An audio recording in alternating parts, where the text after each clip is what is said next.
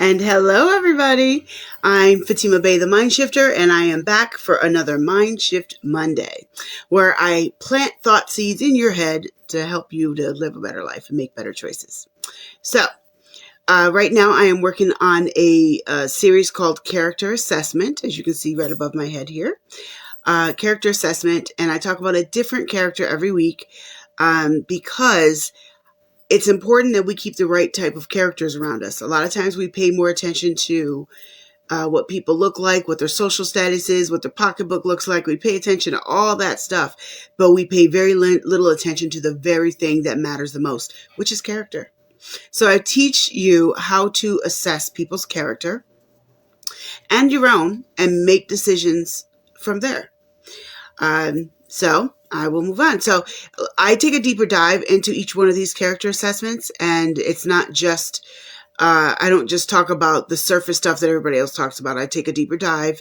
I don't bow down to political correctness, so I just say what's true, regardless of whether people like it or not. I will bow down to truth, and that's it. So just know that about me. So a lot of the colossal mistakes that we make are from not assessing the character of the people that we connect ourselves to. So there are 3 areas of character assessment that I talk about every single week, and it's dating, friendships, and business partnerships, because character assessment affects every single one of these. So some of the things I'm going to say might be uncomfortable, and they might be unpopular. But if you know me, you know I really don't care. I'm going to say what's true anyway. And just know that when I talk about these things, if it hits you, if it hits your mama, if it hits home, these statements are not about judgment, but about helping you to make wiser choices of who you connect yourself with and for yourself. So having said all that, I am less interested in making you feel good, and I'm more interested in making you be good. Those are 2 different things. A lot of times people want to make you feel good in the moment, but have no interest of whether or not to make you be good later. I want you to feel good later and stay there and not just feel good in the moment. So that is why I am so dedicated to truth and not your feelings. So I teach about principles, and so character assessment is based on principles, not just details. Any details I mention are about the examples. They are not about the details alone. And like I said, too many of us get caught up in details and we forget about the principles, which is why many times we keep having to go over the same lessons over and over again, because we never passed the test the first time because we got caught up in the details. All right. So if you have any questions or comments, go ahead and put them in there and I will read them at the end. All right. I'm going to get through what I have to say first and then read them at the end so that I don't get off track. So let's dive into it. Avoidance. Well, we all know what avoidance is, right? These are the people who run from issues. They try not to answer your question. They leave you on red instead of responding because they don't want to deal with the issue that you're asking about. These are the people who try to avoid dealing issues. They'll walk around the one desk at work so that they don't get asked a question that they want to not answer. They avoid. Right? We've all done this at different points in our lives.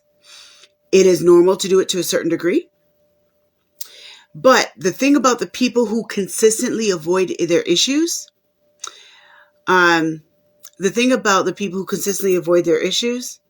is that these people cause more problems than they solve.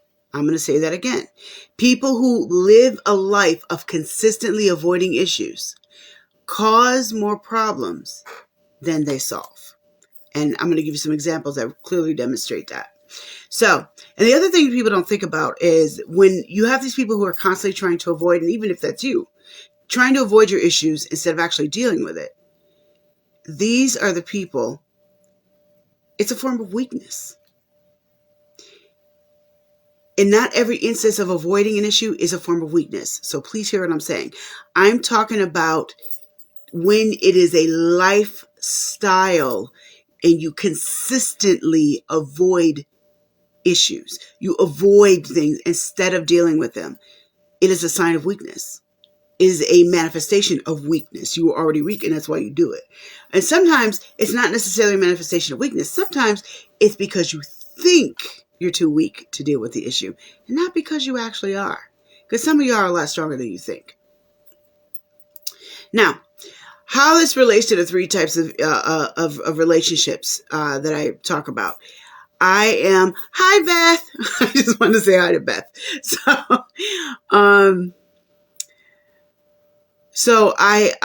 There's three different areas, like I said: friendship, dating, and business partnerships. So I'm going to give you I'm going to explain how they affect each of these areas and some really real world, realistic examples. So when it comes to avoidance in friendships, I think we've all experienced this, and you probably, you're not going to guess the example of what I'm going to say, but you're definitely going to see what I'm saying. So this is an example. All right. So, before I give you an example, in friendships, when you try to avoid dealing with the uncomfortable situations and you try to avoid dealing with something that you know is a freaking issue, you're not having a conversation about it. What happens is it'll snowball into bigger issues. And then you don't speak up, you get mad, and then one day you just freaking explode at that person, or they explode at you because of something that they never dealt with in the first place because they kept trying to avoid it. And I call that an explosion. So it's just like all of a sudden they get upset about the way you closed up the bag of bread. It's not about the bread. It's about the other issues that they weren't dealing with and they were trying to avoid. So avoiding things doesn't help. Avoiding a fire doesn't help it to stop burning. Just think of it that way. I have a saying: you could dance around a fire, but that won't put it out. So let me give you this example when it comes to friendships and avoidance. So this is a made up example. This did not actually happen, but similar situations have actually happened. But again, I'm making up this example. So I have a white friend. I'll call her Sheila for this example. We were having a conversation about makeup and skin color and the right color palettes for our skin and blah, blah, blah, blah, blah, right? Well, she made a comment about makeup and skin color. She didn't think anything of it. She made her comment very matter of fact, or so she thought. And the comment I found a little offensive. And it actually bothered me because I'm Black and I grew up in America. And those who are not Black growing up in America don't understand that we have a different experience and we have sensitivities. You could say the same thing about other ethnicities and other cultures and countries because it's not just true for us. But being Black in America, we have a different experience. And yes, we are going to be sensitive to certain things because of our experiences. They didn't just come from nowhere. So, but as a white American, she's unaware of that. She's not thinking anything of it. She made a statement that was just factual. She said it very matter of fact. However, I took it a certain way because of my experiences. So then, and again, this is an example. So then I didn't say anything, no. And then she made another comment about something else. But because I never dealt with that first comment, I now take what she said about something else and I add to that. And now I'm like, I think she might be a little bit of a racist and not know it. All right. So I don't say anything. She makes another comment, 2, 3, 4, 5 comments later. And this is not on the same day. This I'm talking about over time. She makes these comments. And again, she's not thinking anything of it. She just thinks she's just stating facts, right? And I'm getting and it's starting to bother me. And then next thing you know, she makes one more comment. And next thing you know, I'm exploding. You, yo, racist ass, blah, blah, blah, blah, blah. That could have been avoided. That's the explosion. That's just an example.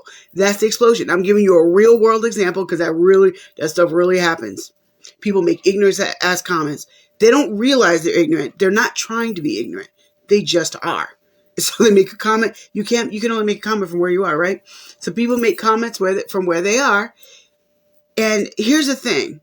That friendship is now ruined in my example because of the fact that I avoided having the uncomfortable conversation with Sheila. And the truth is, if I would have had that uncomfortable conversation with Sheila in the first place, she would have said, oh, I had no idea that this could be taken that way. And Sheila might have been a little more sensitive or a little more cognizant of her comments moving forward, and then I wouldn't have been irritated. Or she could have said, you know what, if I do it again, let me know. I'm just unaware. Hey, if you're unaware, you're unaware. There's nothing more you can do but try to get aware, right? And I have actually had not that exact example, but I have had similar conversations with people. And I'm like, look, you come across as a racist when you say that. Blah, blah, blah. And I know you don't mean it, but racism is actually ingrained in the American culture. You can deny it if you want to, but it's real. And try to get her to understand that. And by having that conversation, I now give Sheila the opportunity or the chance to have a dialogue with me or try to understand it. And maybe not ruin a friendship that could have been phenomenal, because maybe Sheila was phenomenal in every other way and really actually added to my life in so many ways. But because I have tried to avoid dealing with an issue because it was uncomfortable, tried to avoid it, it now snowballed into an explosion that broke up a friendship that could have been a good thing. That's one example. And I know you all are thinking right now, I got an argument over she gave food to my boyfriend and I thought she was trying to cheat on me. You know, people do stuff like that.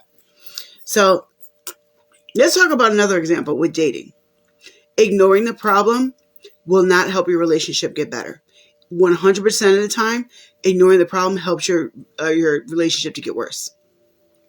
Because what it does is ignoring a problem in a dating relationship and a romantic relationship usually builds a pit or a hole that one of you is going to fall in and trip because you're not dealing with the issue. Now, my example, again, I said I'm going to give you real world examples. Now, in the last example, I talked about things building up and you having an explosion. That can happen in a dating or romantic relationship as well. However, that is not the only explosions aren't the only way. So in this example, I'm going to give you something that's not an explosion, but just as bad. So a non-explosive example, sex and hygiene. So in a relationship, your friend, your guy, I'll just say it's a guy this time because I'm a woman. So you're with the guy. He wants to have sex. You like sex with him. Great. Wonderful. However, he smelled like he'd been shaving onions all day. Why would I want to hop on that? I'm just saying. It just stinks, right? And the thing is his hygiene, he needs to wash. You want to have sex? I have no problem with having sex. I want to have sex with you too. But you need to wash them parts first, right? But you don't have that conversation with him because it's uncomfortable and you avoid it. So now eventually you just avoid having sex with him. You make up excuses. You're like, I got a headache. I got to do this. My mom called me, whatever it is, whatever you say. You make up these excuses and now you're avoiding having sex with him. Okay. You're like, okay, so you just don't have sex, but that's not where it ends. Let's take a little dive deeper into how that snowballs. So you don't have sex with him now. And now he's filling in the blanks as to why you're not having sex with him. And here's the thing, sidebar, when it comes to relationships, if you leave anything uncommunicated, you leave a blank, trust me, male or female, we will fill it in. And we might not fill it in with the right thing. So don't leave blanks. Because you avoided dealing with the hygiene issue, and just having a conversation with him, now he's thinking that you're cheating on him. And you ain't doing nothing. You're not even thinking about cheating on him. But, again, he's filling in the blanks because you didn't have the conversation. And now he's also thinking, oh my gosh, she's distancing herself from me. She's going to break up with me. You might not even be thinking that at all. But again, you left the blank. He's filling it in because you didn't have that conversation. You tried to avoid dealing with the issue. And now the issue is dealing with you because now he's reacting to what he thinks you're thinking because you didn't communicate in the first place because you're trying to avoid it. It snowballs. Now, I just gave you one example and I gave you a real world example because that's a real thing. It's a real thing. People don't like to talk about it, but it's a real thing. Wash your ass if you want to have sex. I'm just saying.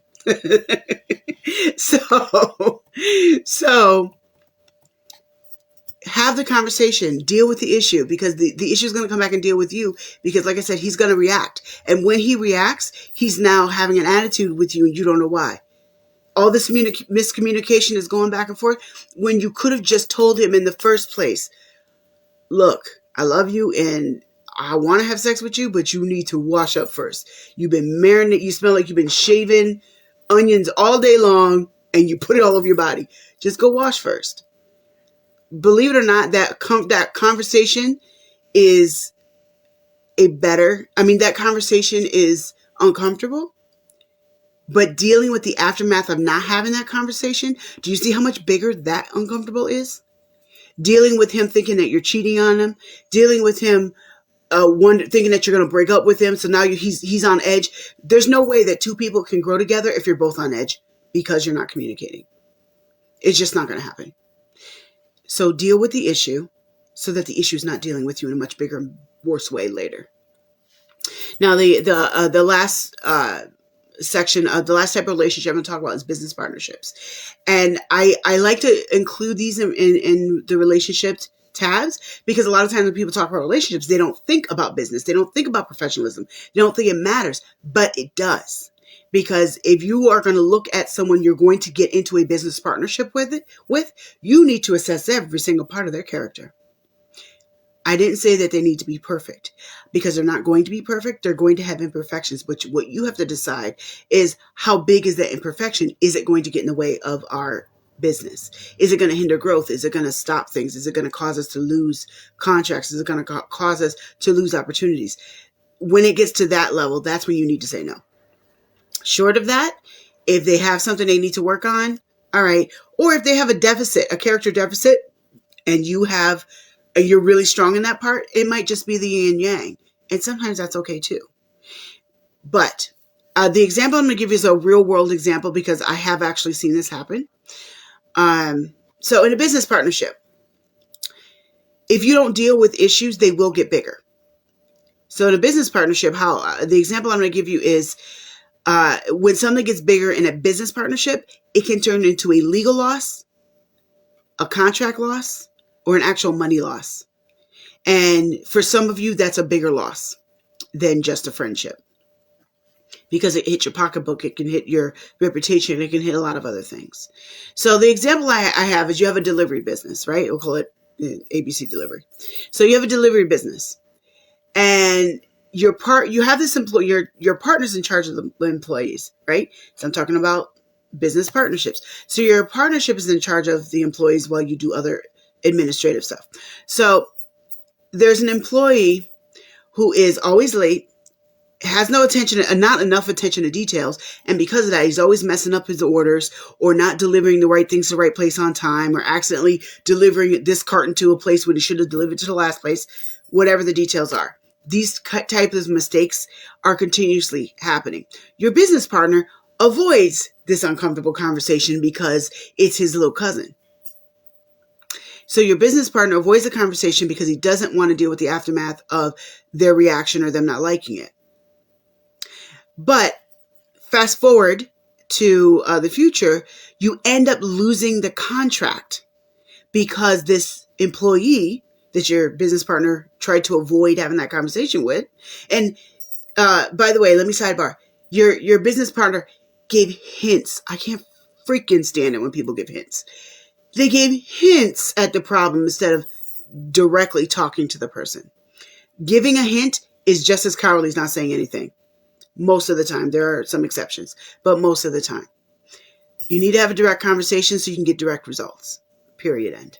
So you now lost this contract simply because this employee was not reliable, because your partner refused to have that conversation with this employee. This is just one small example of a way of making a business partnership with someone who lives a lifestyle of avoiding is going to cause you problems. That's just one example. I could give you a plethora of them, but that's just one example. So my point in saying all of this is that I have a quote that is from me that I've been saying for years. Deal with the issue or the issue will deal with you. Everything you try to avoid, I promise you, is already dealing with you. You're not really avoiding it. It's already manifesting itself in your life in one form or another. So deal with that stuff up front. Yes, it's going to be uncomfortable. Yes, you might not like it. You might not like the reaction. You might not like the immediate results. But not dealing with it yields bigger and worse results. So people who try to avoid all the time, I would be very, very cautious about having them close to me in any way. If they can't deal with stuff, whatever's on them is going to jump off on you, because whatever they're not dealing with, it's going to manifest around them. And if you are around them, when the shit hits the fan, it's going to spray on you. Just think about it that way. Now, does anybody have any questions? Or actually, let me go through the comments. If you have any questions, please put them now, because I'm going to go through them now. And hello, Beth. I love her. How do you deal with your own issues? You have to confront them. You have to face them. And it might be hard, as I just stated. It might be a little hard to do that sometimes. But the more you deal with them, the less hard they get. I wouldn't say the easier they get, but the less harder they get. And you're going to find that you have a lot more strength and intelligence than you think you do. I think a lot of times people avoid things because they think they're too weak to handle them. They think it's too big for them, but it's really not if you try to face it. And it might not be easy, but if you just take one step at a time, you don't need to deal with everything on the whole freaking planet all at once. But just pick one thing and deal with it tomorrow. If you take one thing at a time, keep ignoring everything else. Just deal with one thing tomorrow. And then a day later or 2 days later, deal with two things. If you take little baby steps like that, you can actually overcome your fear of dealing with issues. But you have to take that first step. And it does require courage. It requires absolutely no courage at all. It requires a whole lot of cowardice to actually avoid your issues. And watch them get bigger and go, I don't know why that snowball fell on me when you saw it rolling down the hill. Duh. All right. Let's see. Yeah, every time you avoid something, it comes back full circle. That is absolutely true. Okay, this phone keeps repeating it. Hold on. Yes, Erica said that's why it's good to address it when it first happens. And that is my policy. Yes, that is absolutely my policy. She'll tell you because she's a close friend of mine. So, and my business partner. If there's an issue, I will address it head on. Because, again, it's much easier to address a mouse than a bear. Think about it that way.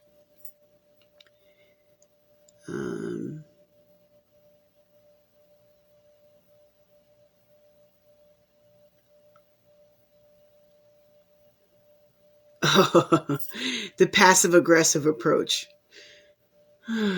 That is a part of this conversation. So let's talk about that. Passive-aggressiveness is absolute cowardice. Period. End.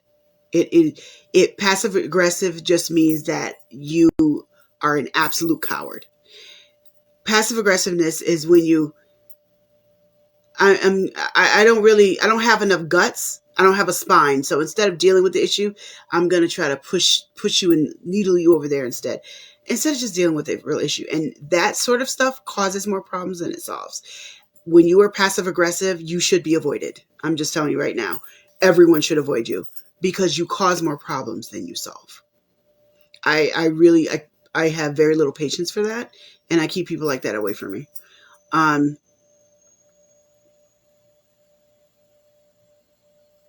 Oh, yes, this is a good one.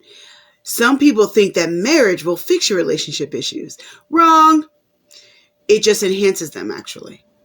And it's not the only reasons. There's many reasons why divorce is so high, but it is one of the reasons why divorce is so high is because we set these expectations that aren't real. If this was an issue before you got married, it's only going to be put under a magnifying glass when you get married. So deal with the issues now before you even go there. Doesn't mean you can't get married. It doesn't mean that you can't keep working on your issues. It just means that you need to start dealing with them. Marriage does not solve relationship issues. It enhances them. So, and I've worked in the wedding industry for over 20 years and I've seen a lot. So I'm not just coming from a place of idealism. It really is true. And I've seen people get married over and over again too. And by the time they get to their second marriage, they've learned from their first one because they didn't do that in their first one.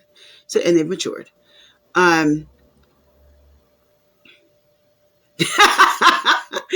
Dwayne, manly smells do not make us blush.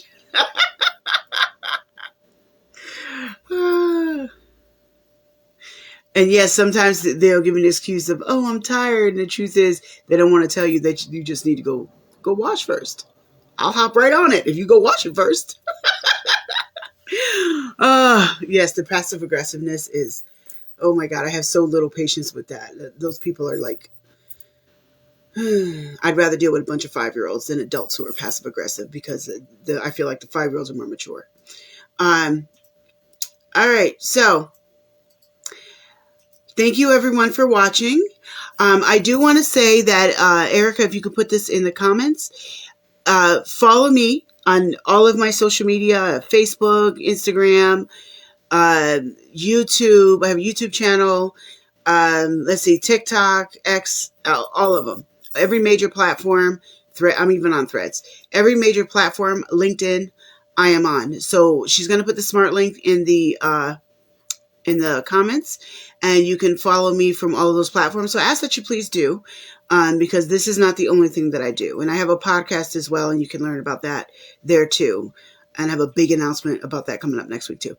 And also right after this at 8 o'clock, my business partner, she's a therapist, Erica Bess, the trauma therapist, the trauma master rather. She is going to be live at 8 o'clock. She's gonna put the link in there too, and I strongly suggest that you guys follow her as well.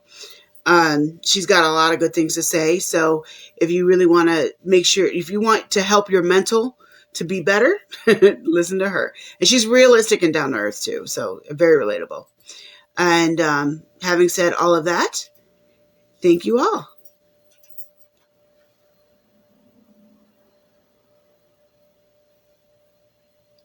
Oh, I got one more thing to say that Beth just put up here. And, oh, that's a good one. She said, they avoid having conversation with you and then twist your words later. That does happen, but that's more of a narcissist issue and a completely different conversation. But that does really happen. And if you have the people who are going to twist your words, then you should really strongly consider whether or not you should be in any kind of relationship with them. I'm just going to say that. All right. Well, thank you everyone, and I'll see you next week.